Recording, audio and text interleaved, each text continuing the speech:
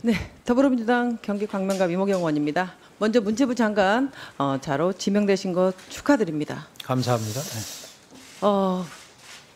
윤석열 정부 인사 시스템을 보면 타임머신을 타고 과거로 가 MB 정권 재활용 시스템을 가동하고 있는 듯한 느낌을 받고 있습니다. 그리고 비정상적인 일들이 정상적인 것처럼 벌어지고 있습니다.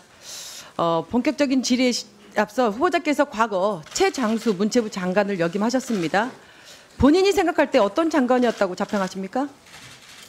뭐 저는 물론 뭐 여러 이유가 있었겠지만 3년여 저 장관을 하면서 잘하셨다고 생각하십니까? 열심히 했습니다. 아, 네, 알겠습니다.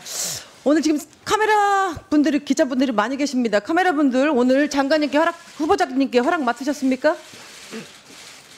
영상 한번 보시고 질의하겠습니다.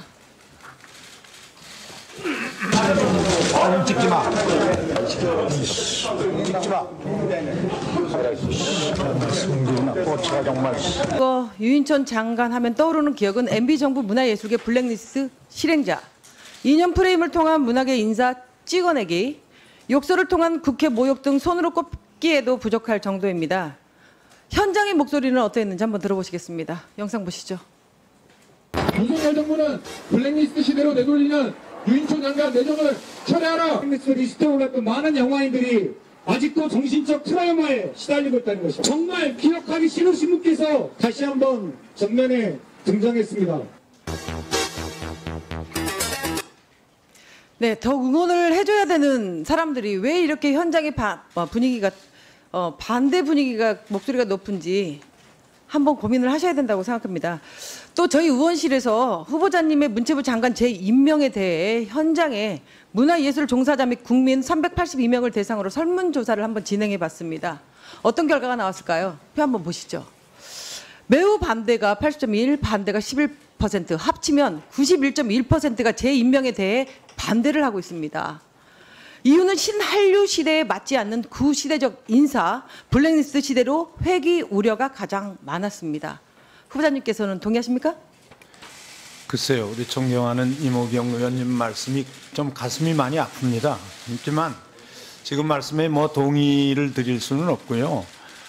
왜냐하면 늘 뭐 반대와 찬성은 있습니다만 저를 반대하는 그분들 그 우려하는 그 마음을 저도 잘 살펴서 그 우려가 기대가 될 수 있도록 제가 이렇게 우리 하겠습니다. 의원실에서 여론조사까지 한 거에 있어서는 깊이 고민하시라고 여론조사까지 한번 해봤습니다. 네, 블랙리스트 시대의 과거 인물을 재등용하는 윤석열 정부의 인사 강행에 대해서는 국민들이 보고 있고 국민들이 심판할 거라고 생각합니다.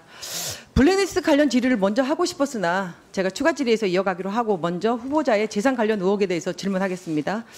지난 2021년 장관 재임 시 재산 신고 내역을 보니까 총 126억 2천만 원을 신고한 바 있습니다. 12년이 지난 지금 총 171억 8천만 원을 제출했습니다. 맞습니까? 네, 맞습니다. 네.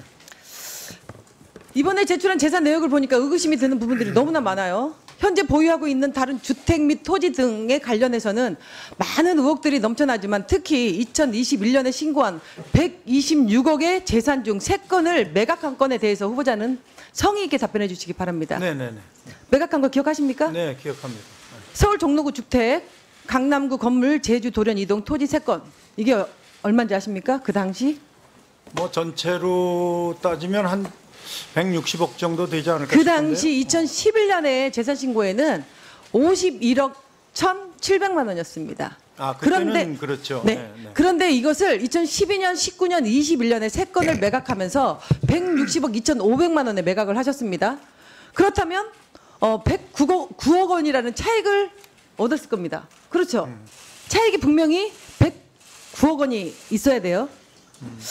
그렇다면 2011년 신고액 126억 2천만 원의 부동산 매각이 109억 원이었고 9억 원을 더하면 후보자의 재산은 얼마가 나와야 됩니까?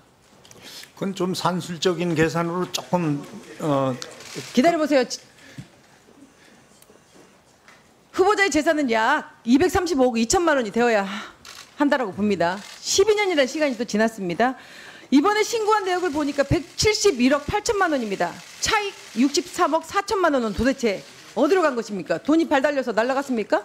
그렇게 따지시면 이제 아마 뭐 더 많이 늘어날 거고요. 제가 지금 현재 보유하고 있는 집이랑은 네. 다 배제하고 12년이라는 시간이 지났는데 배제하고 매각한 세 건만 말씀을 드리는 거예요.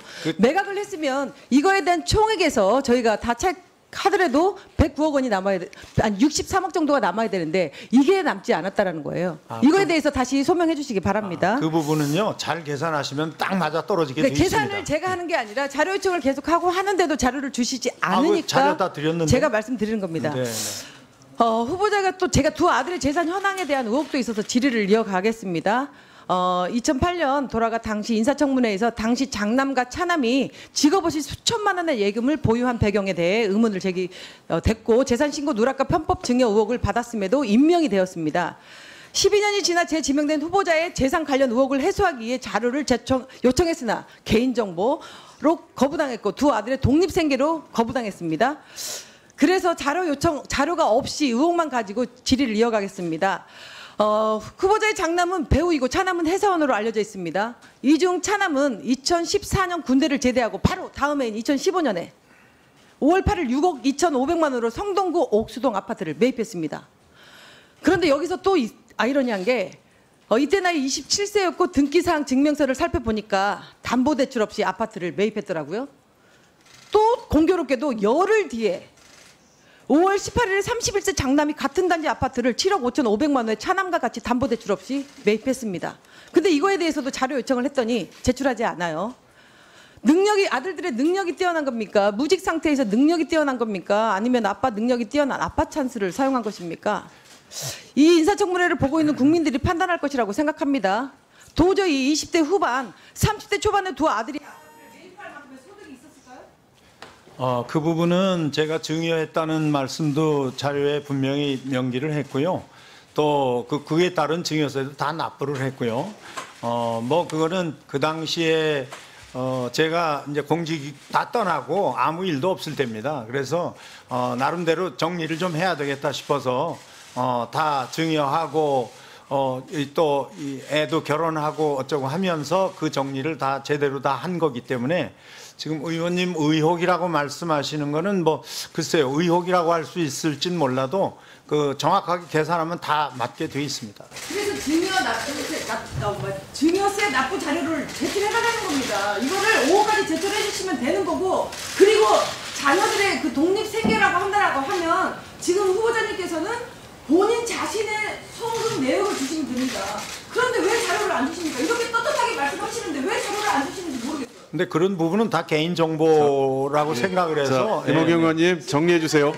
네, 네. 네, 그래도 맞습니다. 자료를 주십시오.